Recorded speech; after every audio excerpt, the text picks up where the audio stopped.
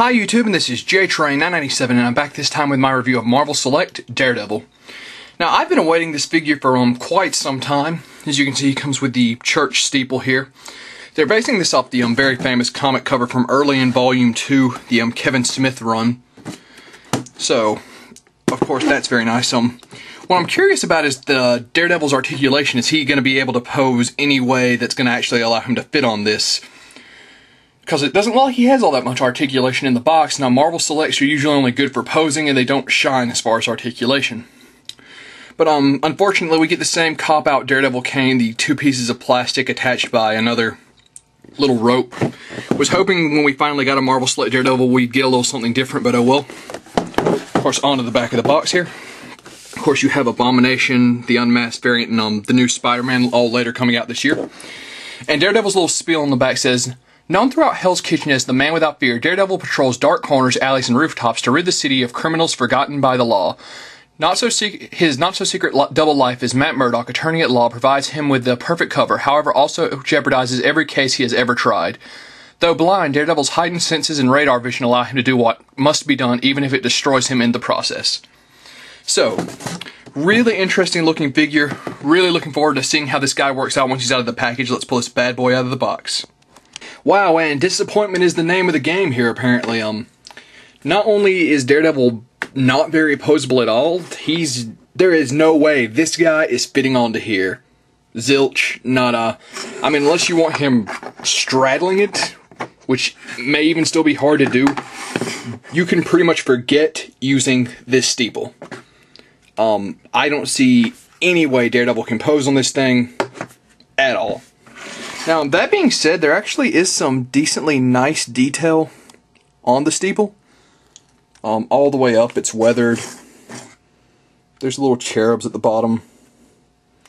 But, sad fact is, Marvel Select's usually really good about giving us a decent base that goes with a figure. This doesn't go with a figure. I mean, granted, it's based off the cover. It does not work with Daredevil. So, moving that off the side and getting on to the Man Without Fear himself. Let's talk about this, his cane. As I said before, I was really disappointed that it's just two pieces of plastic connected by a rope. Well, the rope itself is a piece of plastic. As you can see there, it's kind of resilient. The cane does not come out of his hand, unless I'm wrong, and before you say I just didn't pull it out there, I have had a pair of needle-nose pliers tugging at this thing, and I don't know if that's his wrist or what rotating, let's see. I just can't get this thing out. Let's try an on-camera time here so nobody can say I didn't try. Yeah, that thing looks like it's pretty much made into his hand. There's no storage for it. That flap is permanently closed. So, yeah, you pretty much have this cane in his hand, and if you don't like that look, screw you. So, of course, one thing I did like about it when I was first looking at it is it's a very nice, accurate Daredevil look. It's a very nice crimson shade of red. The detail's all good. Of course, now we get onto the big part, which is articulation, which is a big failing with the base. His arms pretty much go around. They do not go out. They bend at the elbow, although extremely stiffly. Over here, same extremely stiff movement. Arm goes up, does not go out. The ankle, I was extremely nervous when I started moving it. The ankle's freed up a bit. The leg, it looks like it's a ball socket, but it only has about here is its range of movement. Over here, it's right here. Double jointed at the knee. But, well, the double jointed knee actually is very nice. But then we get down to the figure overall. Unfortunately, I know what to expect from Marvel Select, and that's quality. Quality is something that every time I bought a Marvel Select, I've been able to look and say, they did a great job with this figure. This is one of the first times I've looked and said, wow, I'm actually really disappointed. I keep hoping for that one good Daredevil. I mean, granted, I bought both the Marvel Legends ones. I bought the Spider-Man Classic one.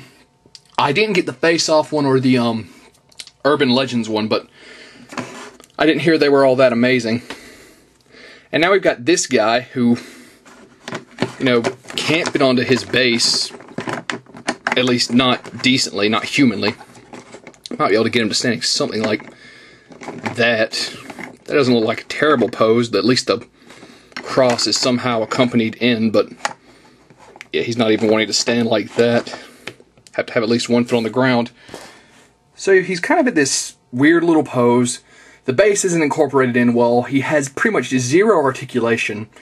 I don't know what it is with that thing. It appears not to be coming out. I mean, I've used needle nose pliers and I still can't get that thing out.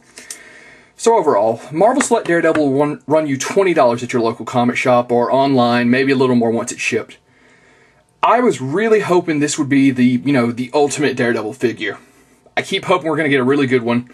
The cane fails, the articulation's not great, and the base, while it looks cool, just doesn't match up with the figure. I mean, it really isn't even scaled correctly if you compare it to, let's get the back of the box in here. Oops. I mean, you can see there, doesn't look like they got the scale quite right.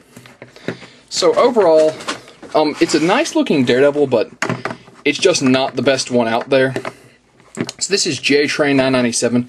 I'd give the Marvel Select Daredevil probably a 7 out of 10. I was expecting quite a bit going into this figure, but it's still a bit of a letdown, and I'll see you soon, YouTube. Hey everybody, on a side note here, I was kind of fooling around with this guy, and I found another pose, but it's still not very good, and I was messing around, and with a little good doing, his arm started moving up on the side, not very well. As you can see, that there's a huge pause here, and then it just, boom, snaps back into place. So, still not very good as far as articulation, but I did want to correct myself on that. Of course, I'm assuming with this little stand in the back that if you put him up like this, you can maybe have him hanging on it somehow, but it still doesn't make up for it. It's still a disappointing figure in my opinion. This is J-Train 997, and I'll see you soon, YouTube. Once again, I'm sorry, this is the video for tack-ons apparently, but I was looking around and I noticed a tiny splotch in his chest, which I thought might be the light gleaming off of it. Oops, let's get it refocused. You'll see that there's a paint splotch which has actually taken out part of the D on the edge there. So my Daredevil's paint job is technically incomplete. Once again, it doesn't really majorly change anything. It's disappointing that I didn't even get a correct paint job, but this is just another mark against the figure. Once again, J-Train 997, sorry for the second tack on here, and I'll see you soon, YouTube.